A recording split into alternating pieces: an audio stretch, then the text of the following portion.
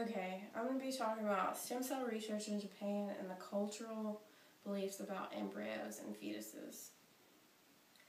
Okay, Japan has set up a system to where it provides public funding for the development of new stem cell lines. The investigators are able to carry out their research in a permissive but increasingly regulated context. Japan was able to set up their system easier than other countries because their culture is more homogeneous or widely accepted than in other places. The main factor that allowed them to set up their system so much easier is their Buddhist and Shintoist beliefs.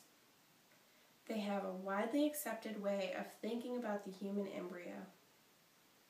The fact that human embryos are destroyed in stem cell research poses a moral difficulty for those in Japan, but it is a different moral difficulty than what other countries deal with. The difference is because Japanese do not think of human embryos in the same way that other countries do.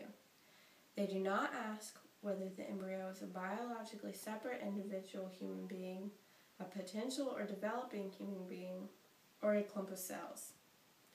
They do not ponder if the embryo has moral status, and they do not focus on these hard distinctions. Rather, they see the world as a flowing process. So they see embryos in fluid terms. They, however, do not dismiss human embryos and fetuses as nothing. The embryo fetus is a child that is developing within the body of a woman.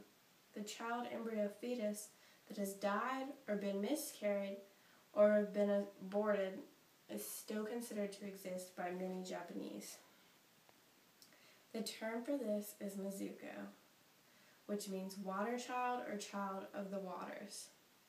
They call it this because the child embryo fetus is regarded as suspended in water in the stages of development.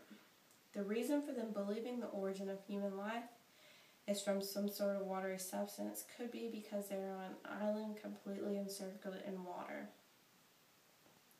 The concept of Mizuko was initially referred to as a child who had died after birth.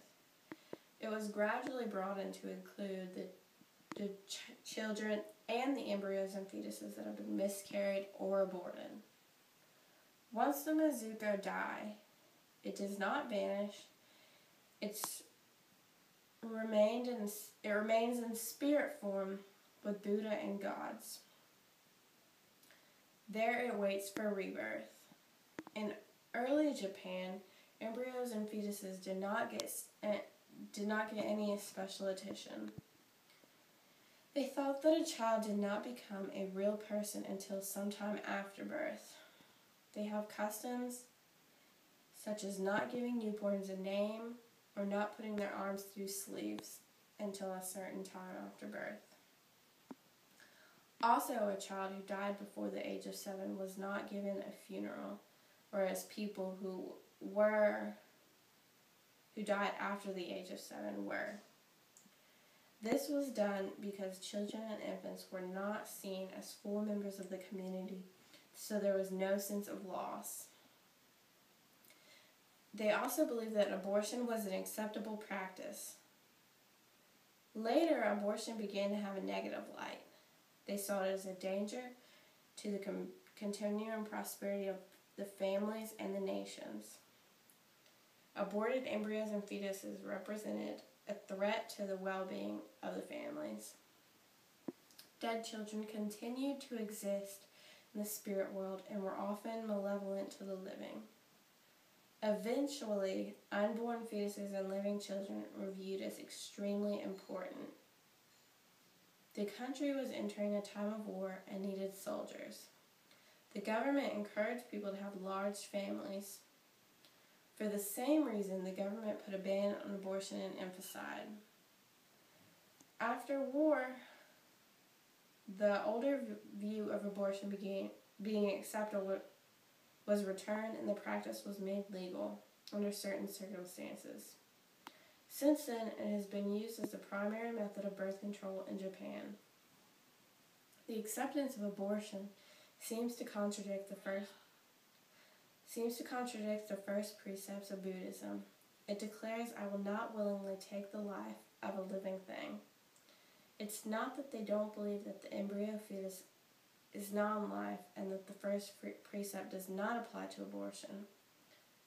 They do not see themselves as morally compromised by allowing abortion when seems necessary. Abortion is considered acceptable and necessary to preserve women's health if there is not room for the children and to avoid falling into poverty and other circumstances.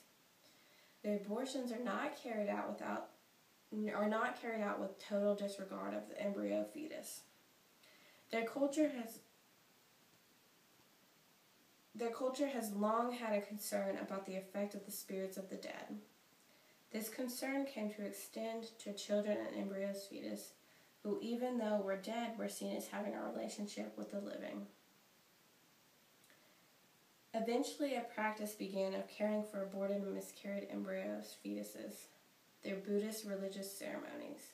This ritual was known as Mizuko Koyo. Its object is to appeal to the deities for the well-being of the dead through spiritual practices that quicken the way to rebirth and communicate regret to it for the loss. They give offering to appease it and render it a benevolent influence. This does not necessarily indicate that women who have had an abortion made a moral mistake. Abortion is considered regrettable, but at times necessary.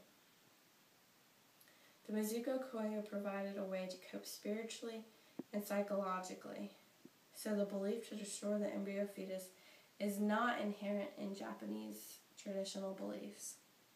Japanese laws also give no special protection to the embryo/fetus.